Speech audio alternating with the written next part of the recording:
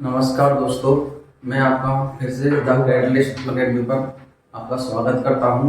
तो आप आज मैं क्लास 12th का the electric field and the electric charge and field start करने वाला हूं। ठीक है, चलो स्टार्ट करते हैं। सबसे पहले इलेक्ट्रिक चार्ज एंड फील्ड, विद्युत आवेश एवं क्षेत्र, ये मेरा चैप्टर का नाम है आज। अब इस चैप्टर की शुरुआत करने से पहले मैं आपको बताना देना चाहता हूँ कि इससे पहले एक चीज हमें जानना जरूरी है कि एक तो इलेक्ट्रोस्टैटिक्स होती है। इलेक्ट्रोस्टैटिक्स क्या होती है? फिजिक्स की वह शाखा होती है जिसके अंतर्गत हम केवल स्टैटिक चार्ज का अध्ययन करते हैं। स्टैटिक चार्ज क्या होता है? जो स्थिरावेश होता है, जो रेस्ट पर होता है, उसे बोलते हैं स्थिरावेश, रेस्ट, स्टैटिक चार्ज। ठीक है, और स्टैटिक चार्ज के अंदर जिसका होता है वो इलेक्ट्रोस्टैटिक्स होती है। और अगर चार्ज मूव कर रहा है, अगर गतिशील है, तो वो शाखा क्या कहलाती है? मैग्नेटोस्टैटिक्स। मैग्नेटोस्टैटिक्स क्या होती है? विज्ञान फिजिक्स की वह शाखा, वह ब्रांच जिसके अंतर्गत हम केवल मूविंग चार्ज का अध्ययन करते हैं। मूविंग चार्ज की जो प्रॉपर्टी है, क्या क्या हो सकती है, उसके बारे में अध्ययन करते हैं, वो मैग्नेटोस्टैटिक्स कहलाती है। मैग्नेटोस्टैटिक्स के हम अंदर करंट क्या होती है, और ईएमआई इलेक्ट्रोमैग्नेटिक इंडक्शन क्या होता है, विद्युत चुम्बकीय तरंग क्या होती है, उसके बारे में हम अध्ययन करते हैं। लेकिन आज हम केवल इलेक्ट्रोस्टैटिक्स, शुरुआत में हम पहले इलेक्ट्रोस्टैटिक्स चालू करते हैं। इलेक्ट्रोस्टैटिक्स देखियो, इलेक्ट्रोस्टैटिक्स में हम केवल स्टैटिक चार्ज का अध्ययन करते हैं। अब इलेक्ट्रोस्टैटिक्स की जो हम चैप्टर स्टार्ट करने वाले हैं, इलेक्ट्रिक चार्ज एवं फील्ड, वो इलेक्ट्रोस्टैटिक्स का ही एक भाग होता है। ठीक है, अब सबसे पहले हम इसके चैप्टर की शुरुआत करने से पहले मैं आपको एक चीज और बता देता हूँ। जैसे कि हमारे दैनिक जीवन में जो भी घटनाएं आपने देखी होंगी कि जैसे कि जो बादलों में लाइटिंग होती है, बिजली कड़कती है, और बैलून से रगड़ने पर दीवार पर चमक जाता है, या स्केल से रगड़ने पर वो कागज के टुकड़े चिपक जाते हैं, और बहुत सारी घटनाएं देखी होंगी आपने। तो उनका कारण क्या है, इसका कारण क्या होगा? ठीक है, तो हम इस चैप्टर को पढ़ने के बाद उसको समझेंगे, उसका रीजन दे सकते हैं। तो सबसे पहले ये इलेक्ट्रिक चार्ज क्या होता है? इलेक्ट्रिक चार्ज होता है या विद्युत आवेश। ठीक है, अब सबसे पहले ये जो घटना घटी थी, एक थेल्स नामक वैज्ञानिक थे। कौन से? थेल्स नामक वैज्ञानिक। उनको एक एम्बर नामक छड़ थी उसके पास, यहाँ मिली थी। तो उसको उसने किसी ऊन या कपड़े, रेशम से रगड़ा, और उसको एक हल्की वस्तु है, जैसे कि कुछ भी हल्की वस्तु हो सकती है, उनके पास ले गए। तो उसने फील किया कि ये अट्रैक्ट करने लग रही थी, या प्रतिकर्षित करने लग रही थी। क्या करने लगी थी? अट्रैक्ट करने लग रही थी। तो उसने उस हिसाब से इलेक्ट्रॉन, इस एम्बर का नाम दे दिया था इलेक्ट्रॉन। एम्बर का अर्थ क्या होता है? इलेक्ट्रॉन, क्योंकि ये वस्तुओं को आकर्षित कर रही थी। क्या कर रही थी? आकर्षित कर रही थी। और भी हमने, जैसे कि स्केल होती है, स्केल को हम सूखे बालों पर रगड़कर क्या करते हैं? स्केल को हम किसी वस्तु से, या स्केल को हम सूखे बालों से रगड़कर या रब कर पेपर के टुकड़ों के पास लेके जाते हैं। जैसे कि स्केल होती है, अगर पेपर के टुकड़ों के पास लेके जाते हैं, क्या हो जाता है? इस पर कुछ चार्ज आ जाता है। चार्ज तो बाद की बात है अभी। अब तो क्या करते हैं, ये इसके चिपक जाते हैं, या इसे अट्रैक्ट कर लेते हैं। तो ये किस कारण होता है अभी पता नहीं चला था, लेकिन बाद में और इसका रीजन जानने के लिए और प्रयोग किए गए। जैसे कि हम दो कांच की छड़ ली गई, दो कांच की छड़ ली गई, दो कांच की छड़ मतलब सेम प्रकार की छड़ है, और उन दोनों छड़ों को क्या किया? रेशम का कपड़ा होता है, या अपना सिल्क बोलते हैं इसमें, तो उससे रगड़ कर क्या किया? उससे रब किया। रब करने के बाद क्या किया? एक गिलास की छड़ को दूसरी गिलास की छड़ के पास लेके जाते हैं, तो क्या होता है? ये इससे दूर भागती है। क्या आती है? ये इससे दूर भागती है, दूर भागती। तो इसे क्या बोलते हैं? प्रतिकर्षण। क्या हो रहा है? प्रतिकर्षण। तो इसमें क्या घटना घटित हो रही है कि ये इसमें प्रतिकर्षण होता है सेम प्रकार के छड़ को। अब दूसरी छड़ ली, एक तो कांच की छड़ ली, उसके बाद प्लास्टिक की छड़ ली। प्लास्टिक की छड़ को हम ऊन से रगड़ते हैं, रेशम से नहीं, ऊन से रगड़ते हैं, ऊन या वूल बोलते हैं, ठीक है। अब ऊन से रगड़ने के बाद या रब करने के बाद अब इसको प्लास्टिक की जड़ और दूसरी प्लास्टिक की जड़ के नजदीक लेके जाते हैं, तो क्या होता है, ये भी इससे दूर भागते हैं। क्या भागती है? दूर भागती है। मतलब इसमें भी क्या क्या हो रहा है, प्रतिकर्षण हो रहा है। इसमें भी क्या घटना घटित हो रही है, इसमें भी प्रतिकर्षण हो रहा है, दूर भाग रहे एक तरह से। अब प्रयोग नंबर 2 में इसमें तो सेम प्रकार की छड़ ली, अब अलग अलग छड़ ली। अब कांच की छड़ को किससे रगड़ा, रेशम से। कांच की छड़ को रेशम से रगड़ा और प्लास्टिक की छड़ को ऊन से रगड़ा।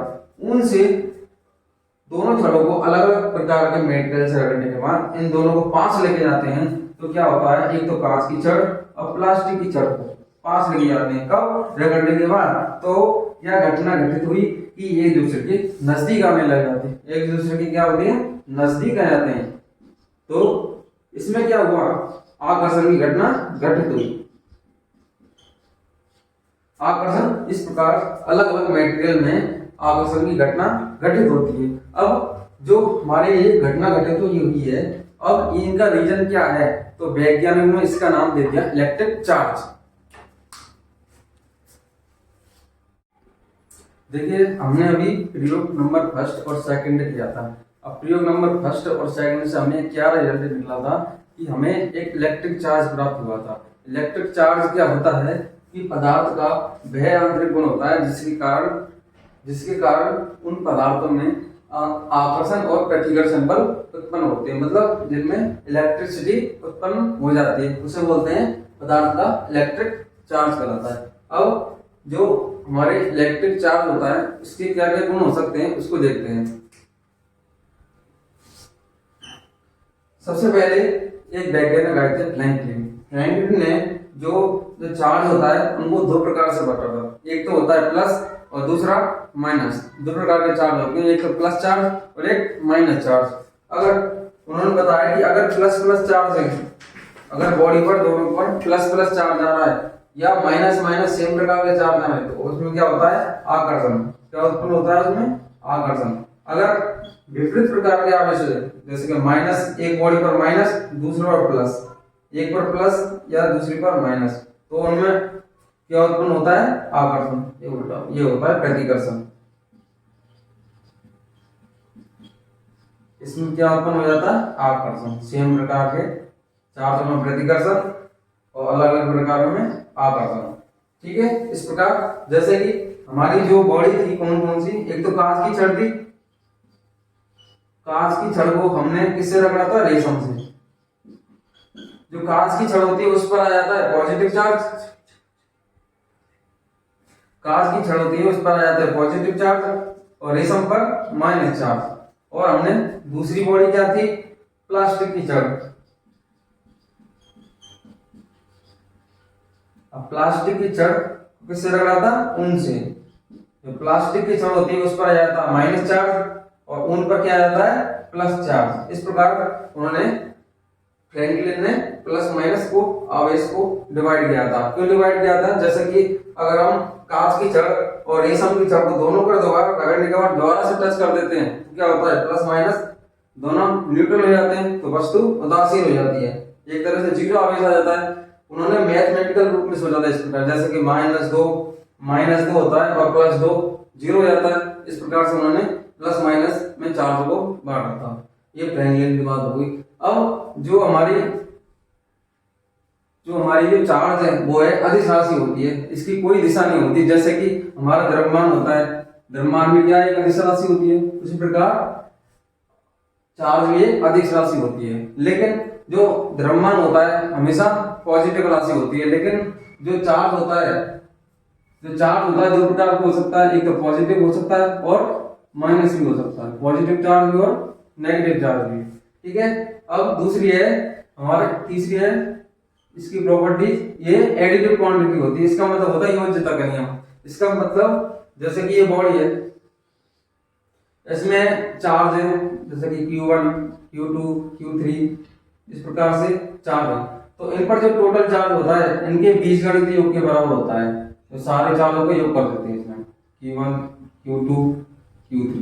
इस प्रकार से जितने भी चार्ज हैं उनका टोटल योग के बराबर होता है। अगर मान लो माइनस चार्ज में जैसे -Q प्लस चार क्यू, तो इनका भी क्या आ जाएगा, टोटल चार्ज क्या हो जाएगा, -Q plus 4Q। Total charge क्या हो जाएगा इस पर, -Q से -Q, टोटल चार्ज 4Q। इस प्रकार से उन्होंने इलेक्ट्रिक क्वांटिटी होती है इसकी। अब चौथी प्रॉपर्टी है इसकी, यह निर्देश तंत्र पर निर्भर नहीं करता है। इसका मतलब यह है कि जो हमारे पास जो चार्ज है, मान लो Q चार्ज है हमारे पास, ठीक है। अब ये हम स्थिर अवस्था में देखते हैं तो चार्ज क्या है Q, लेकिन अगर गतिशील है कोई वस्तु, जैसे कि हम हमारे रेस्पेक्ट में क्या Q, अगर कोई वस्तु गतिशील है, अगर वो इस चार्ज को देख रहा है तो उसके रेस्पेक्ट में हमेशा Q चार्ज रहेगा। लेकिन जो द्रव्यमान होता है, द्रव्यमान के केस में बदल जाता है। और द्रव्यमान का जो आइंस्टीन ने निकाला था, m बराबर m0 √1 - v² अपॉन c² होता है। ये मास होता है हमेशा, v होता है इसका वेलोसिटी और m0 होता है इसका रेस्ट मास। तो मास किस पर डिपेंड कर रहा है, वेलोसिटी पर। अगर वेलोसिटी, अगर उस पर वस्तु जैसे कि बस गतिशील कर रही है तो उसका द्रव्यमान बदल जाता है, लेकिन चार्ज हमेशा सेम रहता है, चार्ज इस पर निर्भर नहीं करता है।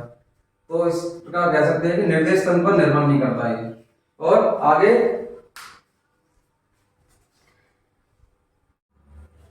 देखिए, अगला प्रॉपर्टीज है हमारी कंजर्वेशन ऑफ चार्ज। आवेश के गुण, आवेश की संरक्षण राशि होती है।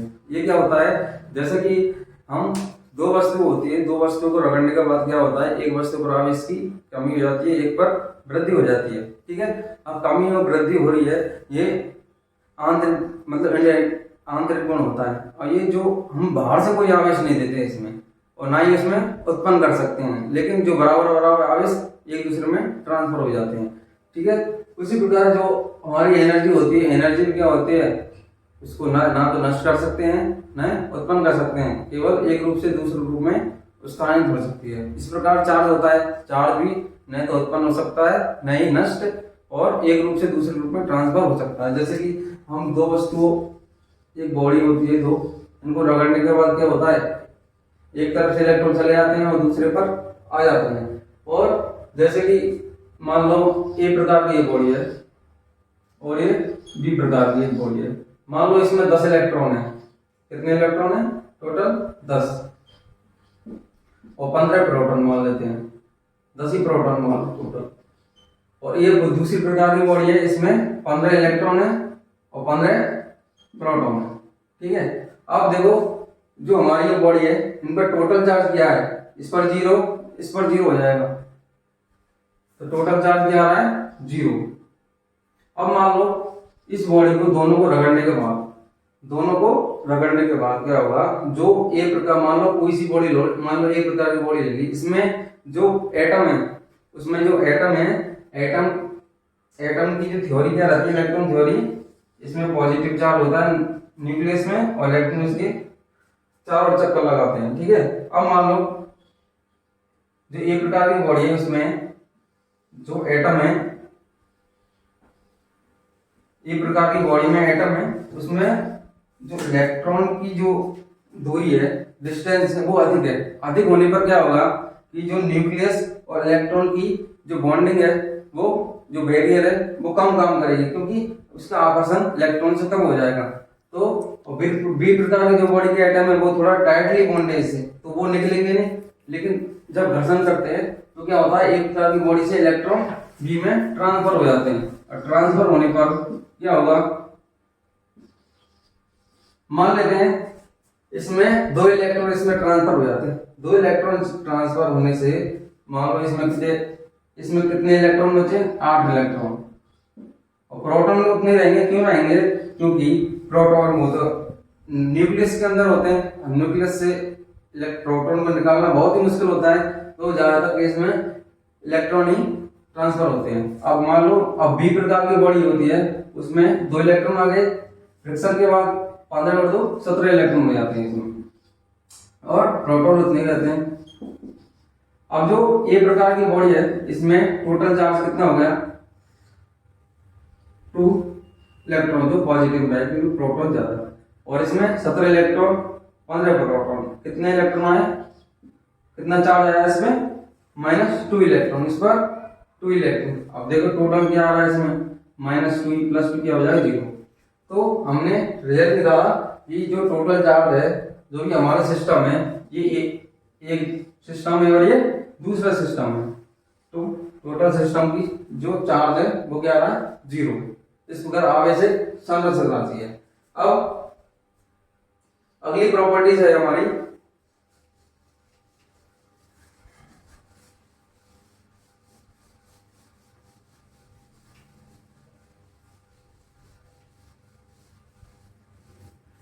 Quantization of charge. इसका क्या मतलब होता है, हिंदी में बोलते हैं इसे आवेश एक क्वांटिगत राशि। इसका मतलब है जिस प्रकार से हम रुपयों में गिनते हैं, जैसे 1 सिक्का 2 सिक्का 3 सिक्का, तो अठन्नी चौन्नी ये तो चलती नहीं है, तो शुरुआत कहां से होती है 1 रुपए से। इसी तो रुपयों की सबसे मूलभूत जो मूल इकाई क्या है कहां से शुरू होती है 1 रुपया। इसी प्रकार जो चार्ज की सबसे जो मूलभूत इकाई है वो होती है इलेक्ट्रॉन। चार्ज की मूल इकाई क्या होती है इलेक्ट्रॉन।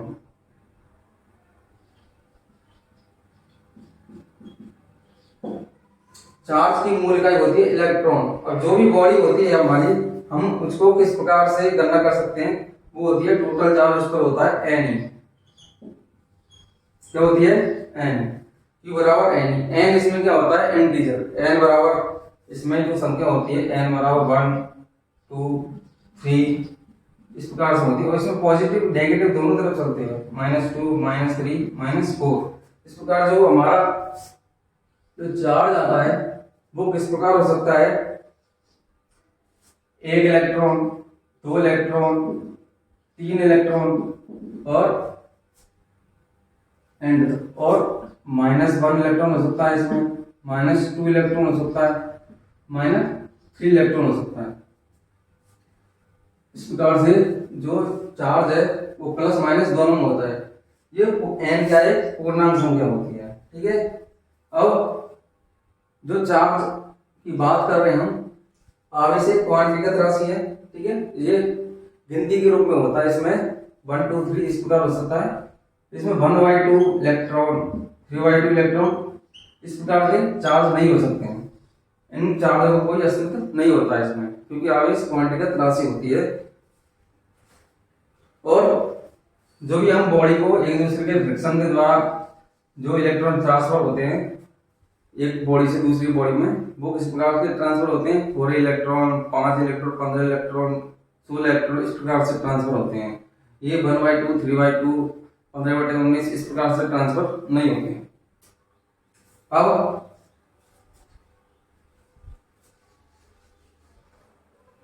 देखिए आवेश को हम मेजर कर सकते हैं। हम मेजर कर पा रहे हैं क्योंकि टोटल चार्ज क्या होता है Q बराबर N। अब जिन चीजों को हम मेजर कर पाते हैं वो क्या कहलाती है, फिजिकल क्वांटिटी कहलाते हैं। क्या कहलाती है, फिजिकल क्वांटिटी। अब फिजिकल क्वांटिटी की कुछ यूनिट होते हैं, क्या होती है यूनिट। तो कूलम जो भी चार्ज है अपना, उस चार्ज का यूनिट होती है कूलम, जिसे दर्शाते हैं C से। इससे दर्शाते हैं C से। अब कूलम की ये तो है SI मात्रक, और इसका जो CGS में मात्रक होता है वो होता है स्टेट कूलम।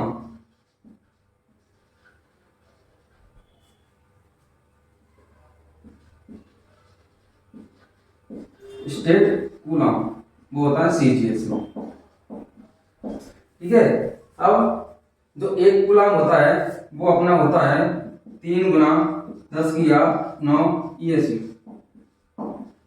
ESU होता है इलेक्ट्रोस्टैटिक यूनिट। ये आवेश की सबसे छोटी इकाई होती है ESU, ठीक है। लेकिन अब आवेश की सबसे बड़ी इकाई क्या होती है, उसे बोलते हैं फैराडे। 1 फैराडे। आवेश की सबसे बड़ी इकाई क्या होती है, फैराडे।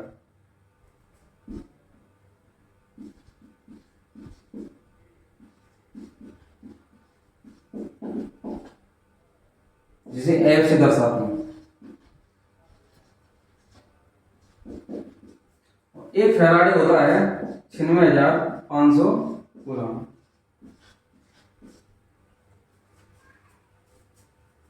ठीक है, इसके बाद देखो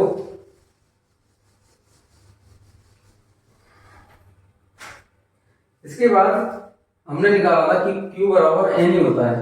क्या होता है? Q बराबर एन ही।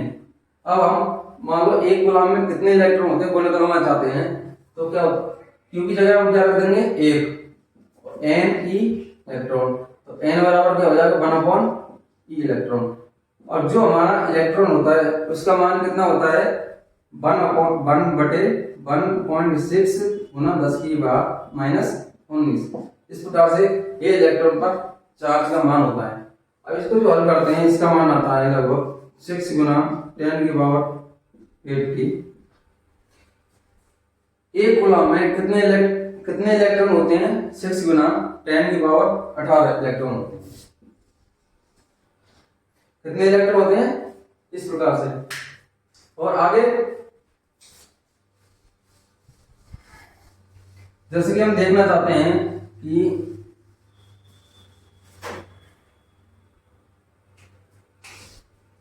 मान लो हमारे पास एक गुलाम में 6 गुना 10⁻18 इलेक्ट्रॉन है।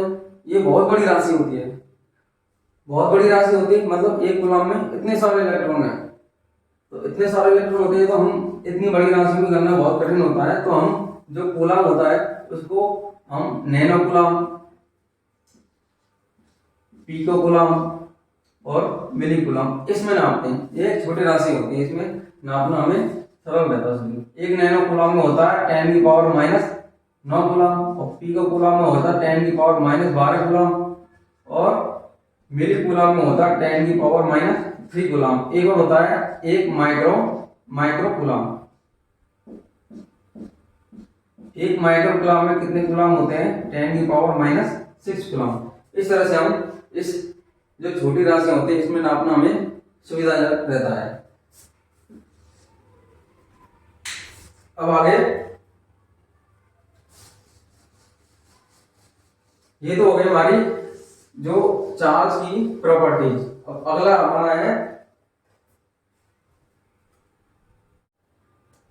देखिए अगला टॉपिक है हमारा मेथड ऑफ चार्जिंग, मतलब आवेशन करने की विधियां।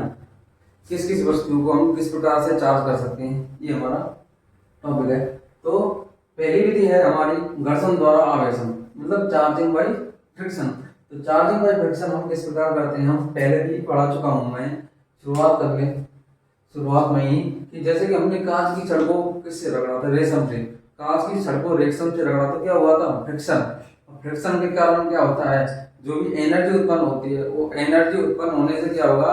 जो बाहरी सतह के जो एटम है, एटमॉस्फेयर की जो बाहरी सतह होती है उसमें एटम होते हैं। अब एटम को वो ऊर्जा मिलने पर क्या होगा? इलेक्ट्रॉन अपना बैरियर तोड़कर बाहर आ जाता है। इस प्रकार जो कांच की छड़ होती है उस पर पॉजिटिव चार्ज, और जो रेशम की छड़ है उस पर माइनस चार्ज आता है, वो घर्षण के कारण। और इसी प्रकार हमने दूसरा भी प्लास्टिक की छड़ ली थी। प्लास्टिक की छड़ को किससे रगड़ा था? ऊन से। तो उनसे रगड़ने के बाद जो फ्रिक्शन के कारण जो प्लास्टिक की छड़ होती है उस पर आ जाता है माइनस चार्ज, और जो ऊन है उस पर प्लस चार्ज। इस प्रकार से हम घर्षण द्वारा अलग अलग मटेरियल में वस्तुओं को चार्ज कर सकते हैं। ठीक है। अब दूसरी विधि है हमारी चार्जिंग बाय कन्वेक्शन, मतलब चालन द्वारा आवेशन। इसमें किस प्रकार हम चार्ज कर सकते हैं इसको देखते हैं। मान लो ए प्रकार की बॉडी और एक बी प्रकार की बॉडी है। शर्त यह है कि ये दोनों की बॉडी शेप एंड साइज दोनों की समान होनी चाहिए, लेकिन अलग अलग लेंगे तो वो चार्ज है वो अलग अलग डिस्ट्रीब्यूट सेम प्रकार का नहीं रहेगा। तो हम क्या करते हैं, इसमें सेम प्रकार की सेम और साइज और मेटेरियल भी सेम होना चाहिए। क्या होना चाहिए? मेटेरियल भी सेम होना चाहिए। सबसे पहले हम एक कंडक्टर होता है जो क्या होता है? चार्ज होता है, उस पर कुछ आवेश होता है। अब हम दूसरा कंडक्टर लेते हैं जो कि अनचार्ज होता है, उस पर कोई आवेश नहीं होता है। अब हम जो चार्ज कंडक्टर होता है वो अनचार्ज कंडक्टर के पास लेके जाते हैं, तो क्या होता है? आवेश का डिस्ट्रीब्यूशन हो जाता है, अर्थात वितरित हो जाते हैं। अब वो कितना जाता है हमने, क्योंकि मान लो कि इस पर क्यू चार्ज है टोटल, ए पर अब कांटेक्ट करने के बाद क्या होगा कि क्या होगा, ये क्या है, दोनों शेप एंड साइज समान है, मटेरियल भी समान है, तो दोनों पर जो चार्ज है समान समान रूप में बढ़ जाएगा। मान लो Q/2 Q/2। अब दोनों को अलग कर लेते हैं तो क्या होगा, इस पर भी Q/2 चार्ज और Q/2 चार्ज। इस प्रकार हमने जो चालक द्वारा आवेशन कर सकते हैं। इसमें सबसे खास बात क्या है कि दो कंडक्टर को बिल्कुल कांटेक्ट लाना पड़ता है, तब जाकर उसमें कंडक्ट इलेक्ट्रॉनों का कंडक्ट होना शुरू होता है। कांटेक्ट में लाना बहुत जरूरी होता है इसमें, ठीक है। अब चूंकि कंडक्टर है, कंडक्टर में तो क्या इलेक्ट्रॉन आते हैं, इलेक्ट्रॉन आसानी से निकल जाते हैं, तो इस पर जो चार्ज है, जो हटाने के बाद जो चार्ज है ये फैल जाते हैं। क्यों फैल जाते हैं? क्योंकि इलेक्ट्रॉन होते हैं एक दूसरे के प्रतिकर्षण करते हैं। सेम प्रकार के चार्ज हैं, ऐसे बोल सकते हैं। सेम प्रकार के चार्ज होने के कारण एक दूसरे में क्या होता है, रिपल्सन उत्पन्न होता है। रिपल्सन होने के कारण ये फैल जाते हैं। लेकिन जो कुचालक होता है, कुचालक में और अचालक में अंतर क्या होता है? कुचालक और कंडक्टर और कुचालक मतलब चालक और कुचालक।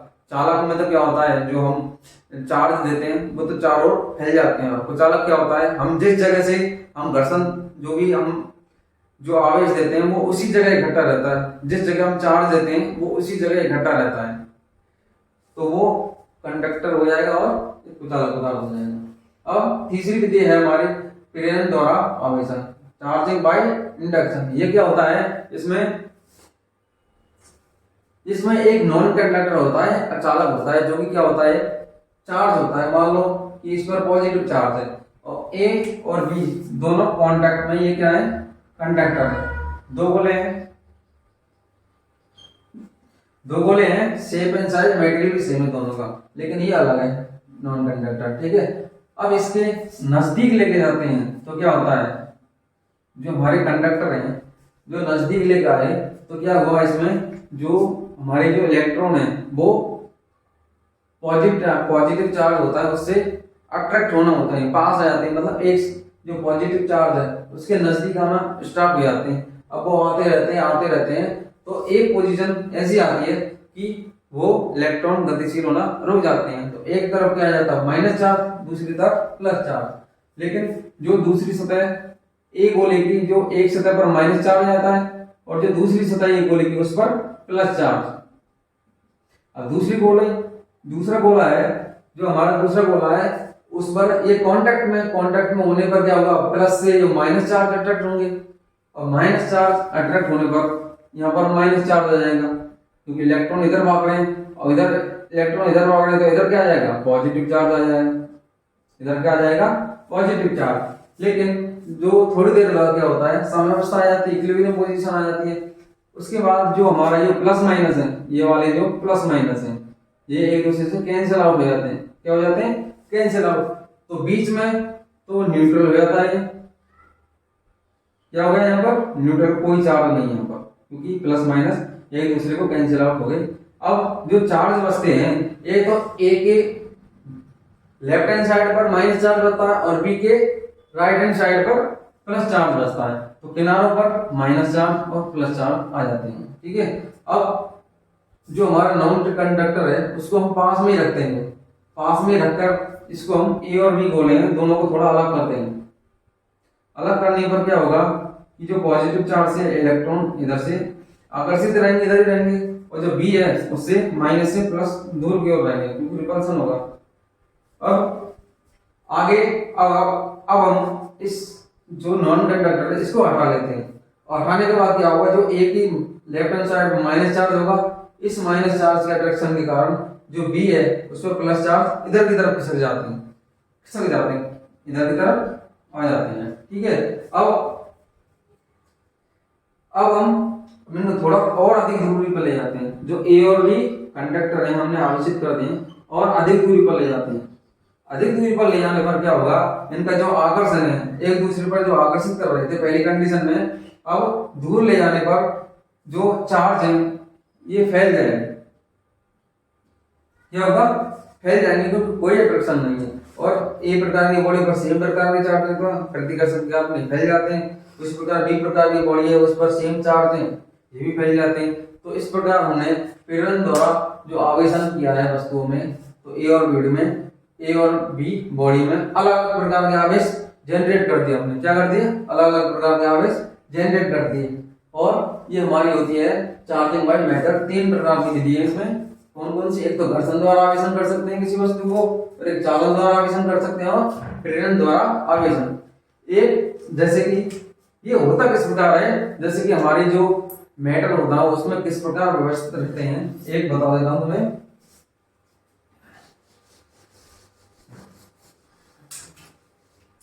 देखिए,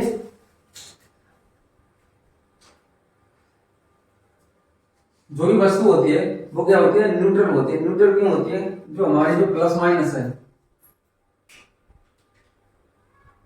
ये तो क्या है? न्यूक्लियस में।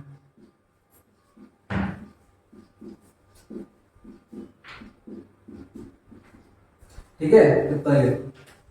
और जो नेगेटिव इलेक्ट्रॉन होते हैं वो इसके पास में रहते हैं बिल्कुल, इसलिए वस्तु न्यूट्रल रहती है। इस प्रकार से प्लस माइनस एक ही जगह रहते हैं। लेकिन जैसे ही हम किसी दूसरी वस्तु जो चार्ज है या पॉजिटिव चार्ज है उसके नजदीक लेके आते हैं, मान लो कोई वस्तु लेके आए दूसरी, उस पर इधर पॉजिटिव चार्ज है। अब पॉजिटिव चार्ज होने के कारण जो दूसरा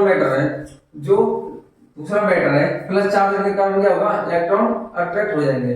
अब जो न्यूक्लियस प्लस है वो तो वही रहेगा, लेकिन होगा क्या?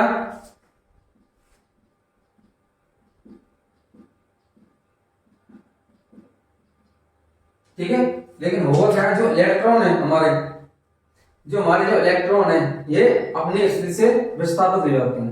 क्या होते हैं? थोड़ा विस्थापित हो जाते हैं। जैसे कि यहाँ वाला इलेक्ट्रॉन है ये इधर आ जाता है, और ये वाले इलेक्ट्रॉन इधर आ जाते हैं, और ये वाले इलेक्ट्रॉन इस पर आ जाते हैं, ये वाले, और ये वाले इस पे आ जाते हैं। ठीक है, ये इधर खिसक गए। एक और है ना,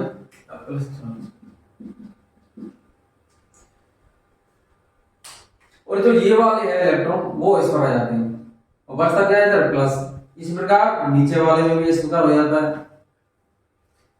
इस प्रकार। तो हमने देखा कि बॉडी पर एक साइड तो क्या आ गई? माइनस चार्ज, दूसरी साइड क्या आ गई? Plus charge. इस प्रकार से ये बॉडी चार्ज होती है, जिसके कारण ये प्रेरण जो घर्षण द्वारा आवेशन हम करते हैं। ठीक है, तो अगला है हमारा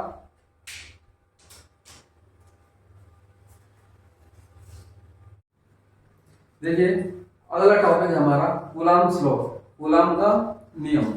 तो इसमें बताया था कि कूलाम लॉ क्या होता है। इससे पहले मैं एक चीज बता देता हूं कि जो पॉइंट चार्ज होता है वो क्या होता है। पॉइंट चार्ज क्या होता है? जैसे कि ये ध्रुव आवेश है Q1 चार्ज और एक Q2 चार्ज। जो Q1 और Q2 की साइड की जो चार्ज है इनकी मध्य दूरी की तुलना में बहुत नगण्य हो, इस प्रकार के चार्ज क्या कहलाते हैं? पॉइंट के चार्ज। मैंने क्या बोला कि अगर Q1 और Q2 जो चार्ज है इनकी साइज, इनकी मध्य दूरी की तुलना में बहुत नगण्य हो, तो वो क्या कहलाते हैं? Point charge. जैसे कि हमारे पास बॉल है, अगर बॉल को कोई व्यक्ति 1 किलोमीटर दूर से देख रहा है तो वो किस प्रकार की दिखाई देगी? एक पॉइंट के समान दिखाई देगी। इस प्रकार का इसी प्रकार ये व्यवहार करते हैं। ठीक है, क्या हो जाता है? ये पॉइंट चार्ज। अब मान लेते हैं कि ठीक है, ये हो जाता है पॉइंट। अब कूलाम्स लॉ ने बताया था कि जो Q1 Q2 चार्ज है इनके मध्य की दूरी r है। अब अभी जनरल मान लेते हैं इसमें पॉजिटिव चार्ज है, दोनों क्या है? पॉजिटिव चार्ज है। ठीक है, तो पॉजिटिव चार्ज है तो न्यूटन कूलाम्स लॉ क्या है? जिस प्रकार से मास होता है, मास का सिस्टम क्या होता है? मास क्या उत्पन्न करता है? ग्रेविटेशन फील्ड, और चार्ज क्या उत्पन्न करता है? Electric field. तो इसी प्रकार से जो अपना न्यूटन लॉ है, न्यूटन में ग्रेविटेशन फोर्स होता है क्या होता है? F बराबर G m1 m2 upon r square होता है। उसी प्रकार का जो अड़ता उसमें कूलाम भी एक मास की तरह उन्होंने नियम बना दिया। ठीक है, अब इसका नियम क्या है कि जो हमारे चार्ज हैं उनके मध्य जो लगने वाला फोर्स होता है, इनकी जोड़ने वाली जो लाइन ज्वाइनिंग लाइन है इनके मध्य कार्य करता है। इस ज्वाइनिंग लाइन के मध्य कार्य करेगा, यानी कि उसकी खबर का काम करेगा। ठीक है, तो उन्होंने बताया था कि जो Q1 Q2 चार्ज है ये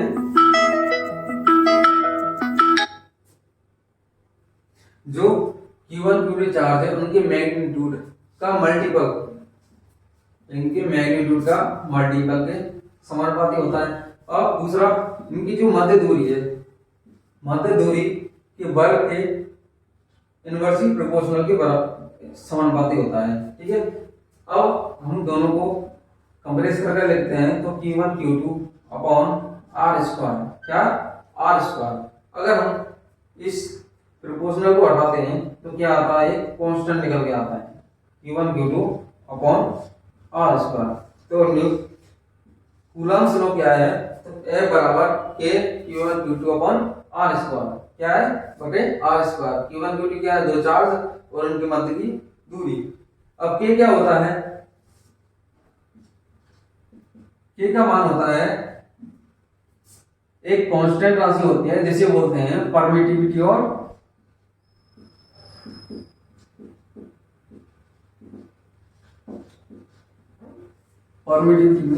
एक कांस्टेंट होता है जिसका मान होता है 1/4 पाई epsilon not, 4 pi epsilon not. ठीक है, अब एप्सिलॉन नॉट क्या होती है, एप्सिलॉन नॉट होती है परमिटिविटी ऑफ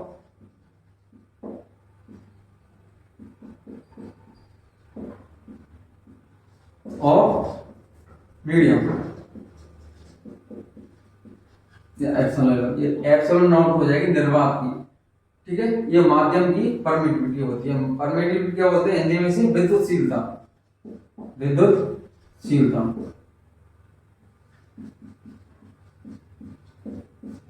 माध्यम की विद्युतशीलता। और एप्सिलॉन नॉट क्या होती है, एप्सिलॉन नॉट होती है, नॉट का मतलब कोई माध्यम नहीं, एप्सिलॉन नॉट का मतलब कोई माध्यम नहीं है, उसकी विद्युतशीलता। और ये इसका मान लगभग कितना होता है, 8.85 इनटू 10 की पावर माइनस 12। और इसका मात्रक क्या हो जाएगा, इससे निकाल सकते हैं हम एप्सिलॉन नॉट, ये इधर चला जाएगा तो कूलम्ब स्क्वायर बटे न्यूटन मीटर स्क्वायर, ये इसका मात्रक हो जाता है। ये हमारा एप्सिलॉन नॉट का मान आ जाता है। ठीक है, तो हमारा कूलम्ब बल क्या हो जाता है, K का मान रखते हैं Q1 Q2 upon 4 pi epsilon not upon R square, ये हमारा कूलम्ब लॉ है। अब देखिए जो हमारा K है 1/4 पाई एप्सिलॉन नॉट। अब एप्सिलॉन नॉट का मान बढ़ने पर क्या होगा, K का मान कम हो जाता है, K का मान कम हो जाता है। और K का मान कम होने से क्या होगा, F भी कम हो जाता है। इस प्रकार से ये हमारा कूलम्ब लॉ है। अगले हम चर्चा करते हैं कि कूलम्ब लॉ है, इसको वेक्टर फॉर्म में किस प्रकार लिख सकते हैं। ठीक है, तो आज के लिए इतना ही। थैंक यू, धन्यवाद। हमारे चैनल को लाइक करें, सब्सक्राइब करें और आगे शेयर करें।